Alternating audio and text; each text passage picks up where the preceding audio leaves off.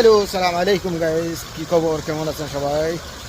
আশা করি ভালো আছেন। চলে আসছি কালবা ক্লক টাওয়ারে।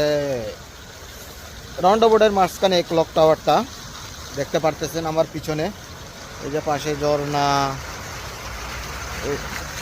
চেষ্টা করতেছি একটু দেখানোর জন্য, জানি না কেমন। এই যে দেখছেন রাস্তা, এদিকে রাস্তা, এই যে এটা হচ্ছে ওমানের রাস্তা, এটা হচ্ছে কালবা লেগের রাস্তা, আর এটা হচ্ছে কালবা সিটির রাস্তা।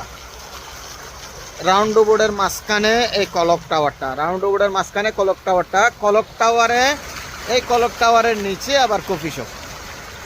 অ্যামেজিং! কেমন লাগছে আপনাদের?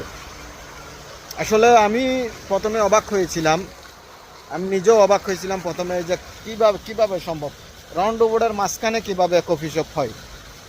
এই কলক টাওয়ারের নিচেই কফি শপটা, তবে কি করছে রাউন্ড বোর্ডের রাস্তার ঠিক এদিক দিয়ে দেখছেন, রাস্তার নিচ দিয়ে আন্ডারগ্রাউন্ড বানানো হয়েছে। রাস্তার নিচ দিয়ে আন্ডারগ্রাউন্ড বানানো হয়েছে এই ক্লক টাওয়ারে আসার জন্য।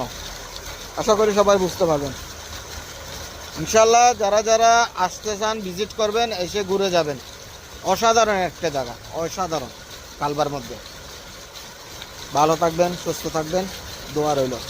সালাম আলাইকুম।